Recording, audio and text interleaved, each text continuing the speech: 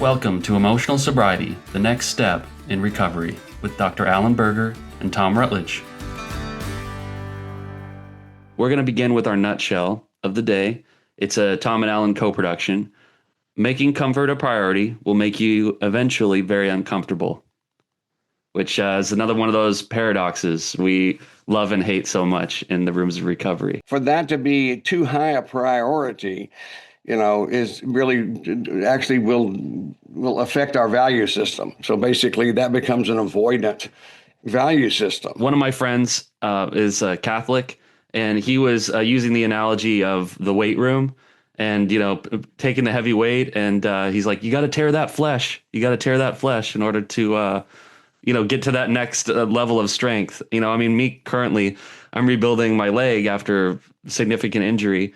And my physical therapist said that he's got a weight goal for the squat that I need to get to. And he said, as soon as you can squat your body weight, you'll be able to do most of the things that, have been eluding you to this point.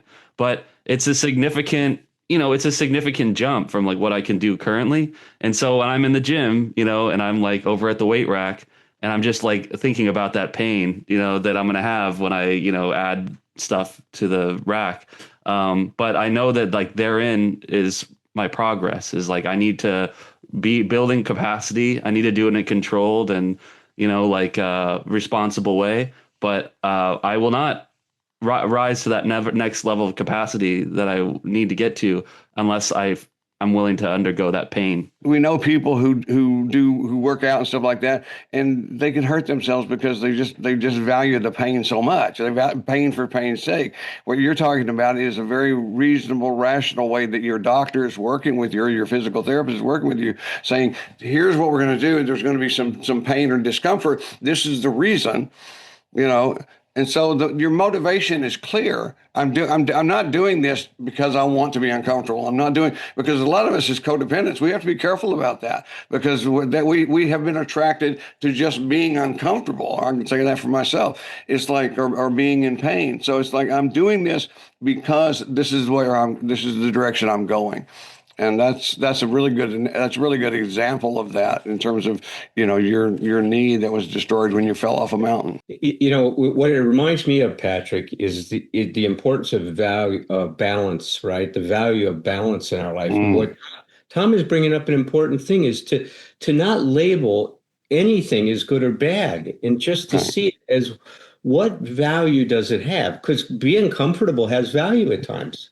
If I push myself, I also need time to be able to step back and integrate the experience I've had and to grow from it. And so growth is this modulation, if you will, between taking a risk, pushing the boundaries, pushing the envelope, stepping back, integrating what I've done, being able to sit and be, calm, comfortable, whatever you want to call it, and then moving again in this undulation between experiencing, pushing myself, and then getting back and, assimilating, the experience I've just had. That's how we grow in life. See, that's the way we grow. Now, my obsession, especially when I was younger, is I just want to feel good all the time. So that means I want to be comfortable. So what does that mean? So then I start to drink to feel okay, or I start to use drugs to feel okay.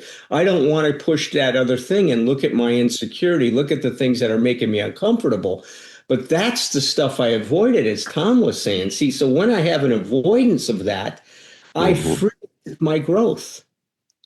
It's impossible to mature.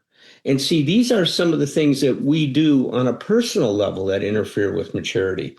Yes, our culture also is stuck in many ways, but we're stuck too in terms of our relationship to our experience. Right. And that's why. And that's where we have to start always. Always our relationship to our experience. Tom was talking about that in the beginning. If my experience defines me instead of my relationship to it, I'm in trouble. It's this whole thing is that we want to claim our experience. We don't want it to claim us, or else we become victims of it. I am not my fear. I am not my judgment. I am not, I am not my addiction. It's just like that's why we spend so much time with that stuff that you talk about, Alan, with the differentiation on the front end.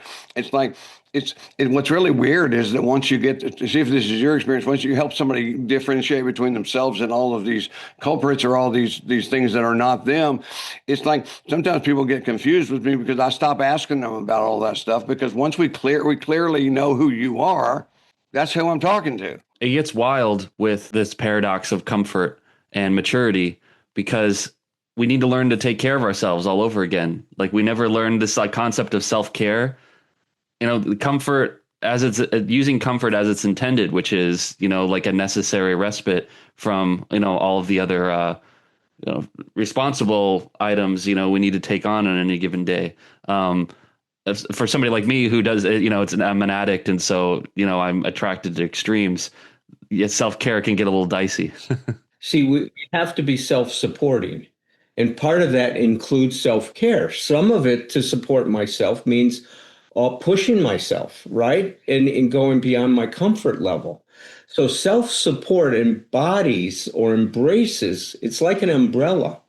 It involves all of the things I need to do to grow myself into the person I can be, to let my life force continue to move forward.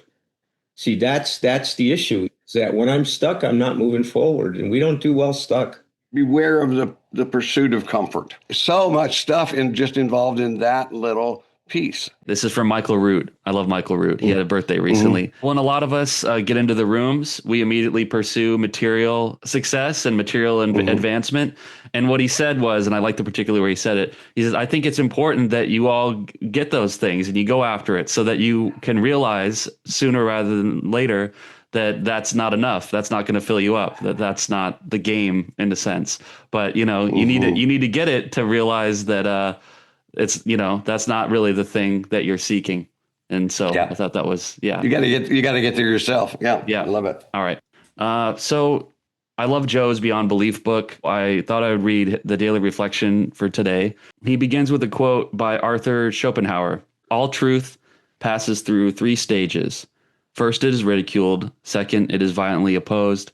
Third, it is accepted as being self-evident. How did those of us who were confronted about our addictions respond to the suggestion that we were powerless and our lives were unmanageable?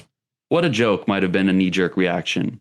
The best defense was a good offense. A dismissive or hostile reaction to an inconvenient truth is something we call denial, a cliche of our addictive past.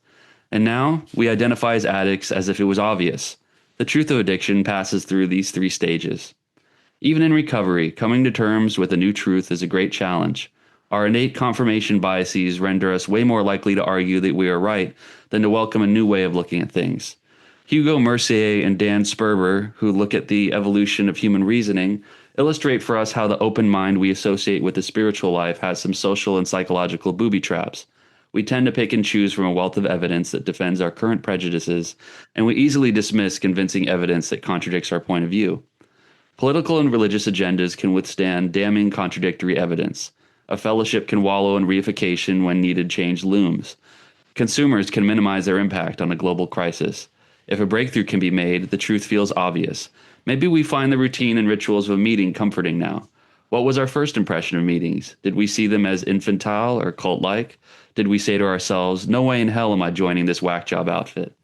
What are things I scoff or balk at? What are things I feel hostile toward? Maybe I am 2/3 of the way through. Maybe I am 2/3 of the way to a breakthrough. Whack job outfit. It sounds like something James Caan would say. Yeah. Well, that's just. I mean, that sounds like something Joe would say. I just think. Well, because I mean, we actually, because the 3 of us, among millions of others, we quite proud of being a part of this whack job outfit. Well, coming to terms with a new truth. I mean, just a very simplistic, but it's sitting right there. Example I can think of is the Plain Language Big Book, which Joe spoke to the benefit of that beautifully when he was on, earlier this year, where there's a lot of people walking through the doors trying to get sober who were really able to get their head around, some of the message of the Big Book, just as a consequence of this new literature being introduced. But it's there's some institutionalists, that got sober with the earlier text that really like violently, disagree with the introducing, kind of a new strain into this project. I have a quote at the top of my Facebook page that I just love from Christopher Reeve, and it parallels this. It's not the same, but it parallels. He says, "At first, something seems impossible, then it becomes improbable, but with enough conviction and support, it finally becomes inevitable." I have that up there because I want to read it on a regular basis. I love that, but see, all this stuff has in common is, for us not to do, as we have in the past, stop with first impressions. Whack job outfit. Okay, that's my first impression. Let's look a little closer. I think a good refrain, especially when you're talking about like the cult of AA, just to use one example, just start with, yeah, it is a cult. Sure, it's a cult.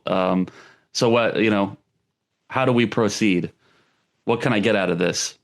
People do call it that, but before we do, let me tie what you read about the different levels of truth, right? Or really, you're describing more the experience we have with reality.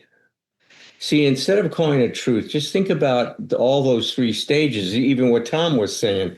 We're talking about an experience with reality. And we know that emotional sobriety is based on having an appropriate and honest relationship to reality. Right? So when I am, denying the truth of my existence, I worked with a gentleman this morning. He has so much trouble accepting to his innermost self he's alcoholic. And guess what happens? He thinks that there'll come a day when I can drink, and he goes out and drinks. And what do you think happens? Eventually, he loses control and he blows up his life. And then he's into this thing, but my God, I should have known better. No, because you didn't deal with and accept the fact of the truth of your life, because for you, being an alcoholic is something to be ashamed of. And instead of owning it, it ends up making you do things that you're ashamed of. I mean, see, it's always that thing is, man, if I'm afraid of looking stupid, I'm going to act stupid. I swear to God, that just seems to be a truth. So what we really are telling people with this is that the more you can get aligned with reality, which is your truth, the truth of your existence, which means accepting our limitations, which is not an easy thing to do in this culture we live in. It's all about this can do. If you put your mind to it, you should be able to do anything. Right. So much judgment. Yeah. Yeah, there's so much judgment, but it's not true. I can put my mind to wanting to fly, and if I jump off a roof and defy reality, what's going to happen? I'm going to break my damn neck as I jump off and flap my arms because I think I can fly. See, that's this misalignment with reality. And if you look to every trouble you have, it's because you have an expectation that misaligns you with the reality of the condition you're dealing with. So the misalignment is the big issue here. And that's what Tom was saying, that we go through these different stages. It's the same thing that happens. I fight reality and reality wins. And if I learn from my experience, eventually I can become better aligned with reality. But if I continue to be oppositional and defiant, I'm going to keep doing the same thing and expecting better results. And it's not going to happen. Right. Well, and let it go back to your client you were talking about this morning. It's like, because this to me, this is always say this is why turns out the university knew what they was doing by making me an English major instead of a psychology person. It's like but I should have known better. It's like immediately, and it's so fun to do this stuff, but it's so simple, but it's amazing. Change that. I would say if we were sitting in the room and I got change that. Now I know better. See, that's it. It's a success. It's not like you're saying the same thing, but the judgment is the one's an affirmation. Now I know better. You know, And that's the alignment with reality. See, now I know better. Now I integrate that. Now I learn from this. yeah, I don't need to cause this kind of trouble in my life anymore because I'm learning who I am. lesson learned, Dean. Lesson Yeah. learned. I'm now learning to respect myself and accept who I am without having all these ideas that I should be more than myself to be okay.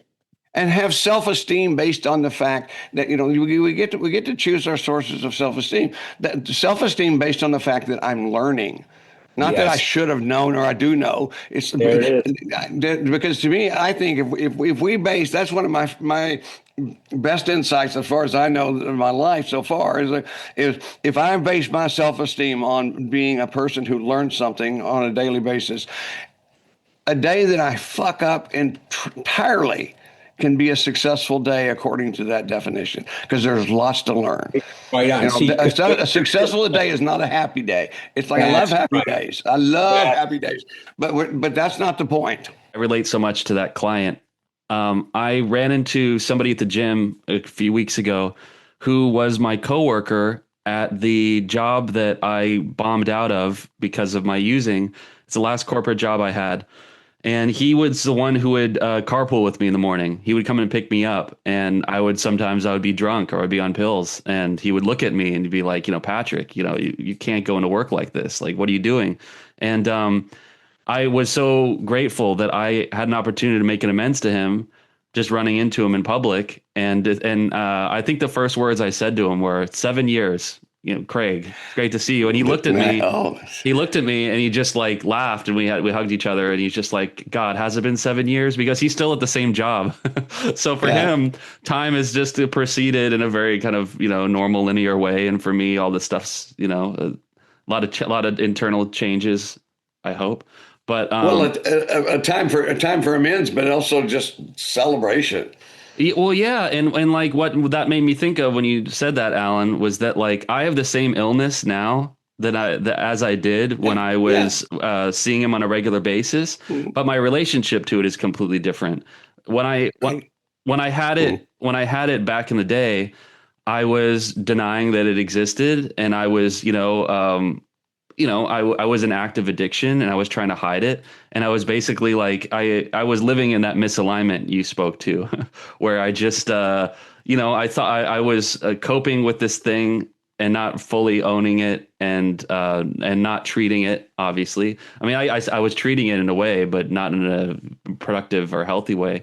And not in a way that you were aligned to the reality of it. See, that's the issue, right? Right. But now so I'm still an addict, and I still have that same I carry it with me, but like it could not be more different, my relationship to it now. No, that's perfect. And as a result, I'm able to hug that guy, and I'd like to think maybe I'll see him again, and maybe he'll feel differently about me, and yeah.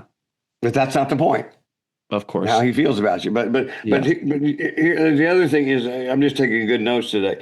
We first deny it, and then we want to exorcise it. We want to make it, once we realize we have a problem, please make it go away. That's the language we show up for therapy with, whether it be alcoholism or anything else. Make it go away. And then now you're perfect example. Now it's still there. It's exactly as it was. The thing is, nothing's changed about my addiction. Nothing's changed about your addiction. We're changed. And now, because of how we've changed, it's part of our strength. It's not just, oh, I got to put up with this. It's like, no. I mean, basically, it's like Michael J. Fox said in one of his first book, is if somebody had come to him, down the road and said, I'll take away your Parkinson's, he said, no. He said, because so much has come, I've gained so much from this. I've learned so much. I've been able to do so much because of this. And that's who we are with our process, our recovery, our addiction. Are you sorry you're an addict? Hell no.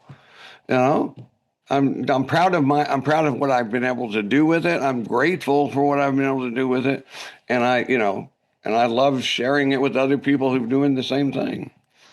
And that does come, and I didn't think it would. And I didn't understand when people talked about their gratitude, but it does. Yeah. That's a good thing for us to echo to anybody who needs to hear that listening. It's like if it doesn't feel like it's even a possibility, to the best of your ability, trust us. It is, and it will happen if you keep moving.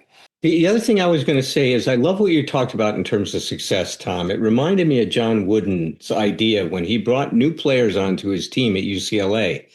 He said, I want to redefine success for you guys. I want you to understand that success has to do with your effort, not the outcome. And I want you guys to focus on what you can control, which is how you show up and your attitude and your effort when you're playing. He says, if you come out there and you play the best for me and you have a great attitude about the team and you're all a part of it, we were successful. And it doesn't matter what the numbers were up on the clock. Is if we do that, then we are winners. And he built that into them. And you're right on. If I start to look at success in terms of how I'm showing up in my effort, then we got it, man. We got it. So podcast today. Next week I'm gonna be in Paris, you guys. I'm taking Maddie and Cece over there. So I won't be here for the podcast next week. So you guys decide if you do that or not. But I want to wish everyone that's listening to us a happy holiday. And as Tom said, success has nothing to do with whether you're happy or not. It's how you meet the experience you're having. And we can feel good about ourselves even when we're sad, disappointed, when our hearts are broken, by focusing on how we deal with it, not what's happening.